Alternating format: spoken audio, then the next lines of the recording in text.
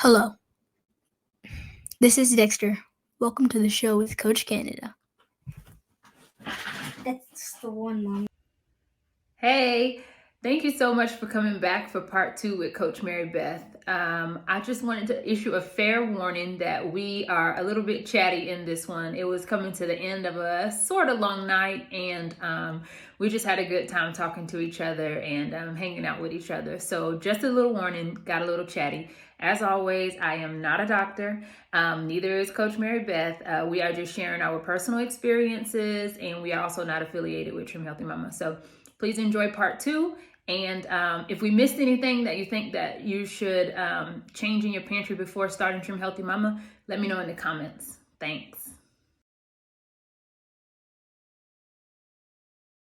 All right, so let's talk about our pantry. So what do you say? Okay, so I know you are because I'm a Dave Ramsey lover, you're a baby stepper, and you say to take a slogan in. So when I started Trim Healthy Mama, I like my poor family. Y'all, don't do this. Like, I just want to make a note, like, don't do this. But I just like went through, and I had a box. I will never forget it. I had a box, and I just ripped out like everything that was not on plan. And then there was a couple of things that I was like, you got to keep the kids happy, right? But I do not recommend doing that. Like, in hindsight, terrible idea, because I feel like I tainted Trim, just like how I did with Dave Ramsey. I tainted the Trim Health. I made Trim Healthy Mama a curse word in my house because I just took all of the things, and that is just not the way. That is not the way. And so don't do that, I'll say. I mean, if you live alone, I think do it. Like, for sure do it. If I lived by myself, I would do it again. But I don't think that was fair to do to my family, because my family did not sign up for a lifestyle change. And I hadn't trained my family to be ready for something like that. I didn't even mention it. Like, I literally sat down, I read 40, not even 40. It's like 30 something pages of a book, because I started with a Trim Healthy table. And it's out page 9 to 45. And I just was like, all right, we're doing this. And I just like went through and I took all the things out. And you know what that does? It makes enemies. It makes enemies, and it costs you an extra grocery bill, because you got to go buy all that stuff again, because your family's like, oh, hell no, we're not doing this. Like, we're not doing this. And so you just go end up buying those things back, and maybe a litlittle extra, because they're like, well, now we need some ice cream too. And so don't do that. Well, and gosh, I'm going to knock my light over. I think, so I've married into a family that's very different from my own. And I have become just a weekly food shopper, I'll say. But like, when we make our menu for the week, I make our menu on Saturday morning. We go shopping on Saturday. And then, like, my husband's family is just very methodical in the way that they do every single part of their lives. And so I've kind of slotted into that a little bit. But what I did, and what I encourage people with families to do, again, like, I think I would tell a single person or somebody who was married but with no kids, it's really kids that mess things up. Let's be honest. To just, if you're single, like you say, or even if it's just you and your husband or your partner, whatever, like, go ahead and get rid of the things that you don't want to have in the house, and tell them if they want to have them, that they need to put them somewhere else that you don't know where they are. Because again, out of sight, out of mind. Put them in their car, out in the garage, like, doesn't matter where, like, you just need to not know where they are. But if you have kids around, then it really is better to, like, as you finish things, just buy a better option. So I think you're not a wasteful person at all. So please, everybody watching and Canada, like, don't think that I'm saying that you're wasteful. Like, I wouldn't want to throw something out if we had already spent money on it, because I'm like, I mean, we've already spent the money. Like, we're just going to go ahead and eat that until it's gone. And I might encourage us to eat it quickly so that it's gone faster. But yeah, like when it comes time to buy something, to replace something, just replace it with a better option, replace it with an on-plan option. And if you guys have been making those incremental changes yourselves, you and your taste buds will be ready for those sweeter things, for the sweeter things of, desserts and all of that stuff. So you can do what you can to have better things in your house. I think this would be a good spot, Canada, for you to talk about your protein bars that you have for your kids. Oh gosh. Oh yeah. Those are fun. Because those are like, they're tasty. Yeah. And they're not like, they're not on plan. And just yeah, but they're not awful. No, they're not awful. Yeah. And just a second to go back, like if you feel like if you are single or if you do have a family that's all ready to jump on plan,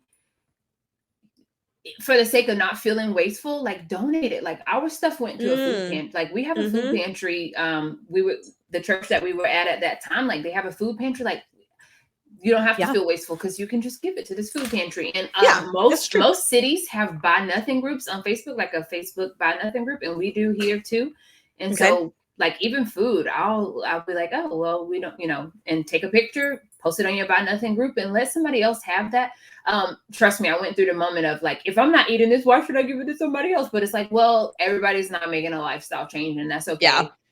Because they're gonna go buy this at the grocery store anyway, and now they don't have to. And so but my kids' protein bar, so they actually use a few different protein bars, but my kids at snack time every day have a protein bar because first of all, it's cheaper. Or a protein bar. A protein, yeah. Dalton has protein bars. But it's first of all, it's cheap and it's filling. Like they get filled up, and they know it's like if you want something, you need to have a protein bar. So we use pure protein bars. They love the is that pure protein? Yeah, the marshmallow pure protein bar. And we recently got cookies and cream. And Daniel was like, I think this is pretty good, but they shouldn't call it cookies and cream because it's not cookies and cream. And it's not. It's like a cakey thing with a cream outside. And so it's more like cake with cream covered. It tastes fine, but it's not cookies and cream. And then Aldi has elevation bars. Ooh. And all the elevation bars, they have sugar. Like I feel like all the elevation bars are more like they have just because at Aldi usually you're gonna get something, even if it has sugar, it's gonna have like the rest of the ingredients are pretty decent, but it also has sugar. And that's how Aldi kind of does. Like even their fruit snacks, it's like, no, there's no artificial dyes. But it has sugar, but most of their sugar is natural sugar in the fruit snacks. But anyway, the elevation bars, we do those, the peanut butter chocolate elevation bars. They have a cookie dough and they have a mint chocolate chip that my kids love.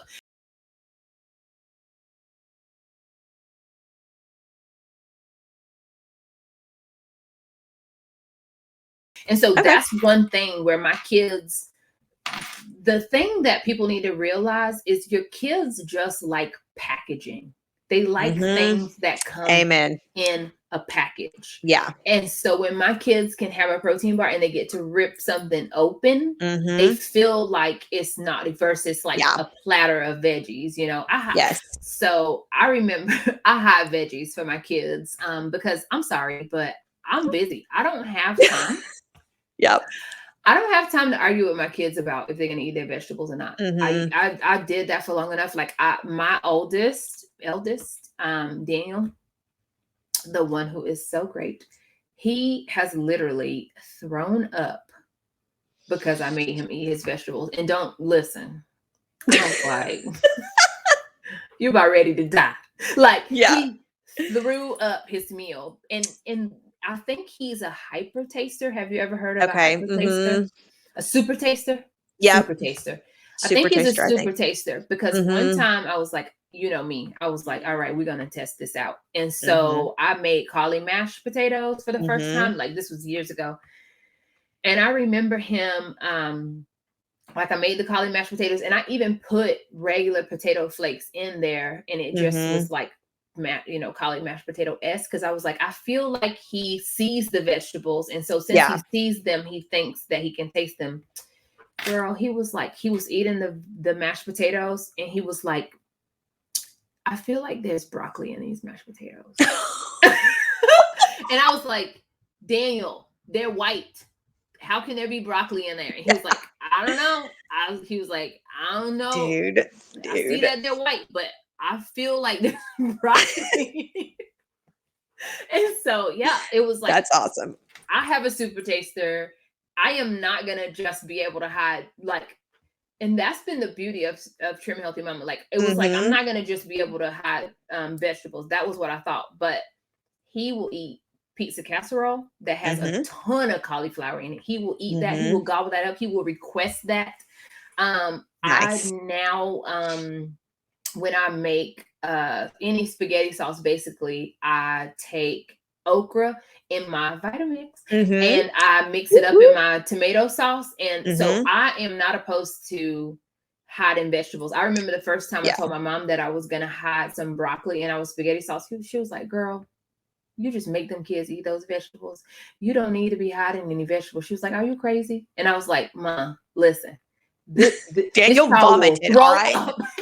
Like, this child will throw up. Like, do I want to hide vegetables, or do I want to clean up puke off the floor because he won't eat vegetables? So anyway, Option one. To say, all of that to say, when I first started, I was all in, like, just do it, make them eat whatever. And so I'm like, no, I'm just going to find whatever the easiest way is to get my kids to eat more healthy things. And if they're going to eat a protein bar that is like a personal choice on Trim Healthy Mama, that's fine. Because, absolutely.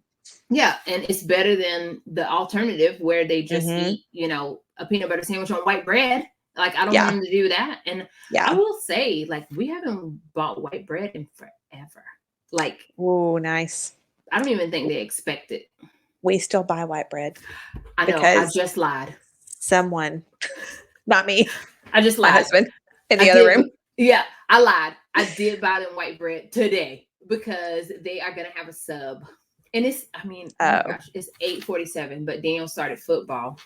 Yeah. And so I did buy them a loaf of French bread because I was like, I'm not going to eat it anyway because it's I'm making chicken bacon ranch subs for them. Yum. Yeah, hopefully that's what I'm going to make. So this is the first, I'm going back. I'm bringing it back. This is the first time we bought white bread in forever. But every once in a while, I'm like, who wants to eat a sloppy Joe? I'm okay with it, but they don't want to eat a sloppy Joe. Sprouted on a sprouted bun. Muffin. Yeah, they don't want that. But the keto buns, they will eat the keto buns. They will eat. Yeah, those are good. Buns.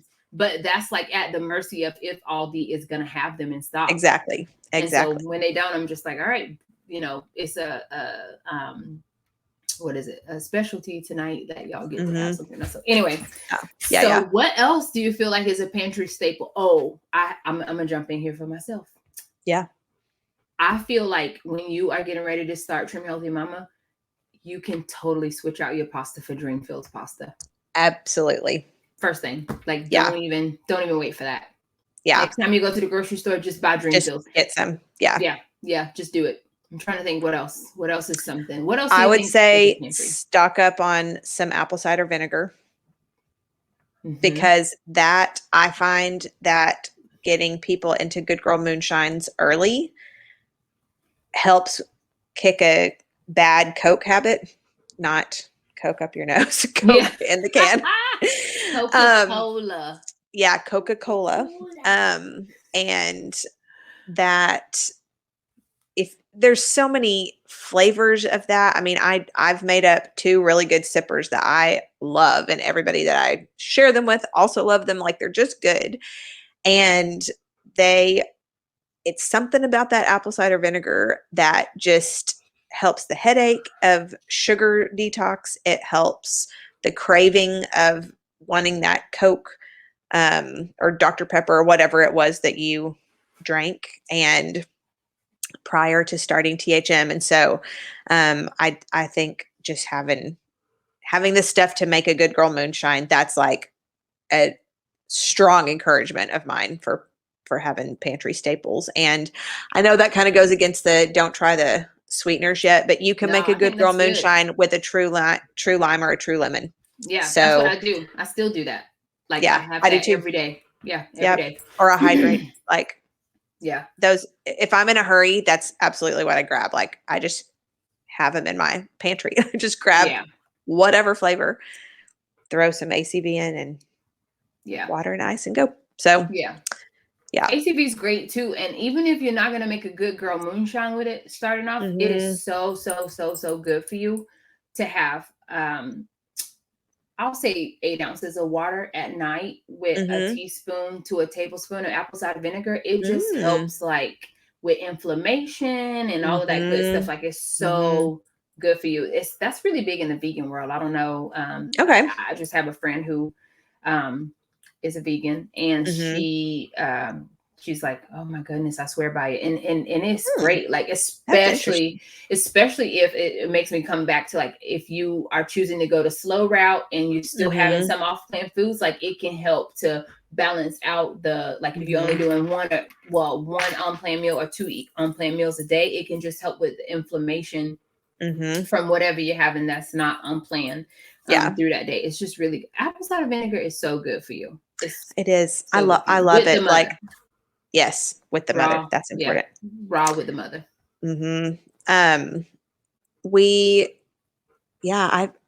I went with my aunt to Costco the other day and got some apple cider vinegar. If you have a Costco membership, don't you?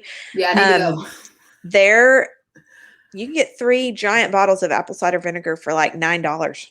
Like, that's the cheapest I have ever found it. That's cheaper than the Walmart brand. That's cheaper than the Aldi brand. Is definitely cheaper than the Bragg's, and I think it tastes great. Like I can't tell a difference in the different brands. Even the Aldi, like the Aldi apple cider vinegar, that's what I have right now. I'm like, this is all right. Like I think it's just fine. It's been all right. And ginger juice, really great to have some ginger juice on hand for the I mean, some people make their own ginger juice, but if I can save anybody the heartache, ginger powder in your GGMS is just not the same. No, it's not. It's not okay. Ginger powder, it is so different. Like I drank GGMS for probably a year before I was like, I'm gonna try ginger juice. It's a game changer. I even bought ginger juice on Amazon. Amy Gaskin. Hey, Amy Gaskin, if you ever decide to watch this, she posted a picture of her ginger juice, and I was like, you can buy a bottle of ginger juice? I've been over here putting that ginger in the blender and straining it. Okay, but have you tried, now that you have a Vitamix, making ginger juice in your Vitamix? Do you have to strain it? Oh, girl, it's so easy. You do have to strain it, but it does not take very long. It takes like 10 seconds to blend up. And then I let mine sit so that all the bits kind of settle to the bottom. And then I will pour that. I'm a drive-through Sue in real life, but I have like purist intentions a lot of times. So this is one of the few ways that my purist things come out. So I will save all that pulp and put it into, y'all are finding out all my weird things tonight. I will save that pulp and put it in like tablespoon measures, freeze those into clumps. And then we have stir fry a lot. Like that's one of my sweatpants meals. And so I'll just chuck a couple of those, like the pulp basically from making ginger juice into my stir fries. It like next level elevates it, and it's pretty dang good. Okay. So that makes it worth it if you can reuse the pulp. And I mean, honestly, like, it takes like madness. Yeah, just let it strain itself and then into a container. Okay. And then I do squeeze it at the very end, but like it sits there for a little while. Okay. Now that I have a Vitamix, I may but honestly, you should revisit that. It takes so long to go through a bottle of ginger juice. Can I just say that? Like, when I run out, I will revisit. Yeah. Because I was like, what I would do is I would just buy like one of the root, and it would just sit on my counter until it rotted and shrivel. Yeah. It was so sad. And I was like, this is terrible. And it's too cheap. It's too cheap to like worry about, you know? Right. And so I was like, but I did say like, this is so wasteful. Like I should just buy a bottle if I'm going to throw it away. But I'm also the person who buys like pre-cut celery because I am a drive-through Sue, and I call it a hybrid drive-through Sue. Like I want to eat whole foods. I want to eat clean, but I want to eat clean in the fastest way possible. Yeah. And so, very much a hybrid drive-through Sue. Like I definitely want to be as pure as possible. It's just some things like I found out that my favorite soup, it's like a bouillon basically, but I found out that it has MSG in it, and I just haven't been able to use it ever since. I'm just like, oh man, that's really rough. Yeah. Like I'm not gonna use MSG, and MSG is the first ingredient. I'm like, dang, how much? Oh my word! How much MSG is in here? It's the first ingredient, but anyway, it's like one of my favorite things. But and I have like a good amount of it, but I just can't bring myself to eat it. I'm like, I'm not putting that in my body. That needs to go in the donation box. Yeah, no, I think it needs to go in the trash. Like nobody needs to be eating something where the first ingredient is MSG. It was okay. So this is how I made it this far eating it. It's the whole label is in Spanish. The whole label. Except so maybe it's MSG. Not. Well, maybe it's not MSG. No, it is MSG. It is in English. It's the only thing. I need to grab it. and read it. But I'm gonna send you a picture. I'm gonna blow it up and send you a picture. The first ingredient is MSG. I was like, maybe I'm misreading this, and I was like Googling, like just like, is this really MSG? No, like no, that's MSG. monosultamine. That's glutamate or whatever it is. Nope, it's MSG. Awesome. Yeah, I was like, okay, it's MSG. Fine. And that's fine, whatever. But it's so I have to figure out how to get something that tastes something like that, because it is one of my favorite. Oh, you won't, because it has MSG in it as the first ingredient. You'll never duplicate that taste. Yeah, but anyway, I just can't bring myself. And so I think that goes back to the mindset. Like 3 years ago, I would have been like, what is it? Like, truthfully, like I know MSG. Yeah. But unless somebody says, oh, this has MSG, like I'm not going to look at the label. I'm not going to look at the label and worry about what's in there. Yeah. But now I'm just like, and I took a long time. Like I was like, probably shouldn't read this label because it's probably dangerous. And so I didn't for a long time. So probably not going to be able to eat that anymore. Yeah, I was like, it's in Spanish. I was like, maybe I should send a picture of this to Magali, and then she'll tell me, and then it'll be bad, And then when I looked at it, I was like, no, that's English. That is MSG. Like the one thing that's English. And I was like, okay, I can't eat that anymore. And so I haven't eaten it, and it's still in my cabinet. And so I'm gonna throw it away. But I'm like, I need to find something that I need to mimic that. It's just chili lime. It's a chili lime taste, but it's more MSG. It's more MSG. It's so delicious. It's got that little ting to it. So good. And it's like a soup. It's like a soup. It's kind of like if you were to get a ramen noodle, that little packet that's in a ramen. It's just like that. And so you can take broth and just like bring broth to life. And nice. Everything. And I remember I was like, I was sprinkling this stuff on everything, but I just don't want that in my body. Like it's not even about like losing weight or anything like that. It's just like, and I just don't want that in my body. And so in any case, I want to ask one question. I was like, whenever I start having guests, I feel like I should have one question that I ask every guest. Okay. I still don't know what that is. So whatever I ask you, that's just what everybody else is going to have to get. Okay. Because, oh gosh. I had I want to ask people everything. So I think what my one question is that I ask every guest is, where do you think your life would be if you didn't start Trim Healthy Mama? Ooh, that is an excellent question. I think my hemoglobin A1C would be in the 7s somewhere instead of in the 5s. A 5.5, I believe. It's either a 5.6 or a 5.5 is a non-diabetic level for your 3 monthly blood sugar. So mine would be a lot higher than that. But for the last year, I have been in the 5s. So that's Trim Healthy Mama. all the way. I would also be probably 50 to 60 pounds heavier than I am right now. I'm only 5'2", so that's a lot of weight, but that's like a lot of weight on me. And yeah, I think too, I just realized this week while like not messaging, but like interacting with somebody on the Trim Healthy Mama Facebook group for the diabetics, that it was somebody who was thinking of starting and just wanted to know kind of like why start this. And I like typed it before I realized really what was coming out of my fingers, that I don't spend a lot of time in the day thinking about my blood sugar. Like it's not a thing that I have to, yes, when I eat, obviously, like I check my blood sugar and I'll give myself some insulin for what I'm eating. But other than that, unless it's doing something wacky because of hormones or whatever, but just in a normal, regular day where everything is normal and fine, I don't think about my blood sugar that much, because I just know that the foods that I'm eating, or it's not even that I know the foods I'm eating, it's that the foods that I am eating don't like make me not have to think about my blood sugar. So, because it just behaves itself and it just does what it's supposed to do, because that's what this lifestyle does. And it does that for you, and it does it for me, not a diabetic.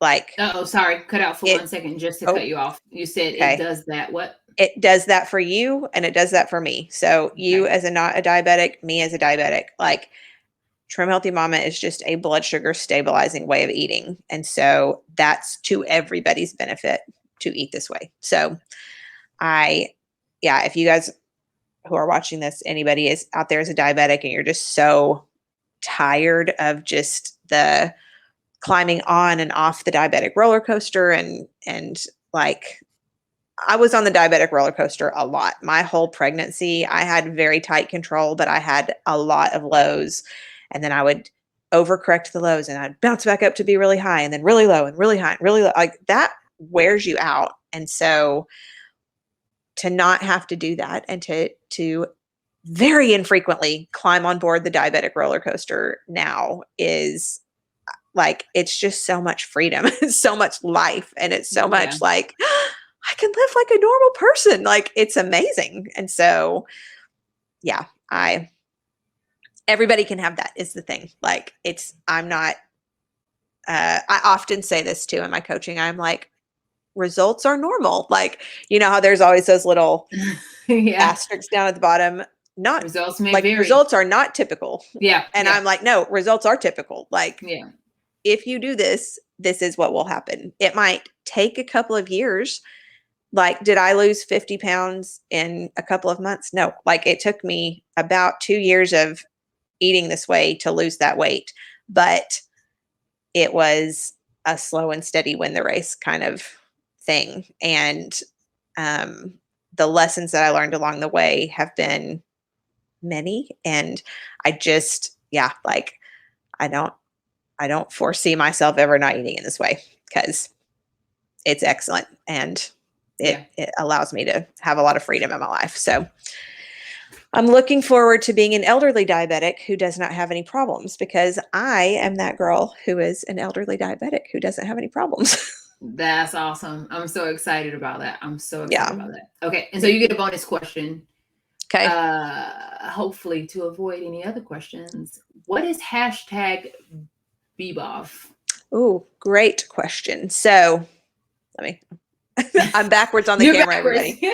Okay, so this is big bag of veggies, and I don't know that this is like particular about my style of coaching, but kind of from the get-go, I strongly encourage. I can't make anybody do anything. You're the one putting the food in your mouth, but I strongly encourage you to have vegetables at every meal: breakfast, lunch, snack, and dinner.